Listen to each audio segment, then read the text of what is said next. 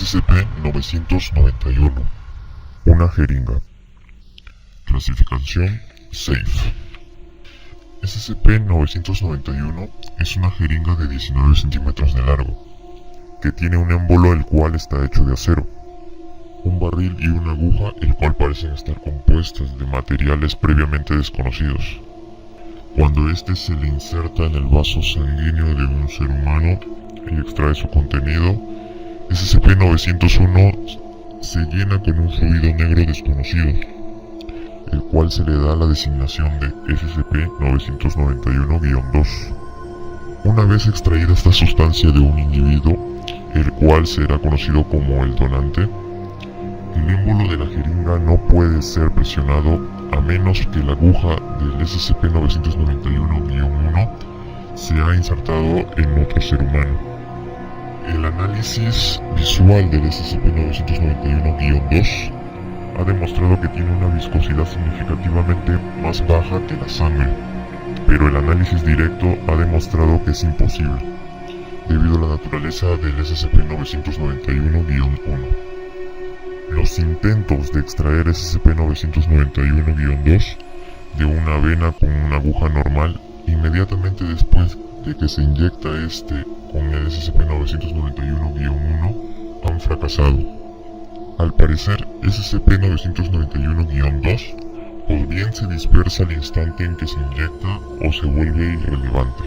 Cuando se inyecta esta jeringa con el SCP-991-2 a un individuo, el cual ya llamaremos receptor, al instante se enfrentará a los pensamientos, emociones y recuerdos de la mente del donante, justo en el momento en que se extrajo el SCP-991 de este.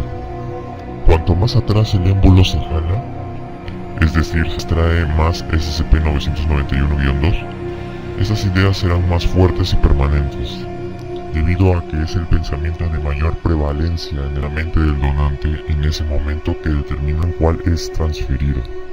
Independientemente de cuál sea el motivo, la fuga de pensamiento, utilizando esta jeringa para extraer en su émbolo, mayormente se obtiene el pensamiento más desquiciado, especialmente si el individuo recibe inyecciones múltiples. El receptor comenzará a tener puntos de vista e ideas opuestas y presentará síntomas similares a los de un esquizofrénico paranoico. Por esta razón, sola y únicamente se puede utilizar personas clase D para estas pruebas y a nadie más, el cual resulta desalentador para los científicos. SCP-991 aparece para transferir efectivamente los pensamientos, y no solo copiarlos.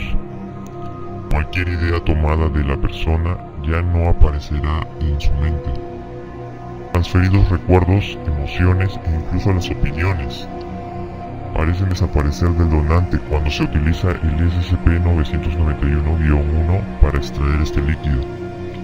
Después de repetidas donaciones, los donantes a menudo comienzan a exhibir síntomas compatibles con la enfermedad de Alzheimer.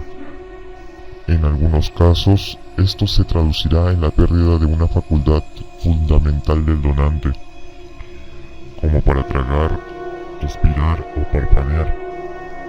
En tales casos, los sujetos tienen que ser sacrificados una vez que todos los datos pertinentes sobre su psicología se hayan tomado. El uso del SCP-991 sobre el personal de la Fundación es sumamente difícil, ya que requiere el conocimiento tanto del donante como del receptor. SCP-991 no transfiere las enfermedades como una jeringa normal lo haría. Incluso en los casos en que el donante es positivo para el VIH o la hepatitis, no había ninguna manifestación de estas enfermedades en el receptor. SCP-991 fue encontrado en una institución mental de nombre clasificado, después de que la Fundación recibió informes de los médicos de esta institución volviéndose locos. Los médicos lo habían estado utilizando para entender mejor la naturaleza de la enfermedad mental. De acuerdo con lo redactado, después Después de que esta jeringa fue recuperada por la fundación, se la encontró llena con SCP-991-2 y cuando se le inyectó a un sujeto de clase D, el individuo comenzó a comportarse como si tuviera un trastorno de identidad disociativo. Existe la teoría de que este lote particular de SCP-991-2 había sido tomada de un donante el cual había recibido múltiples inyecciones de SCP-991 antes de la donación encontrada. El SCP-991-1 está mantenido en un contenedor sellado en el sitio 19. El SCP-991-1 no debe ser almacenado si se encuentra en su interior SCP-991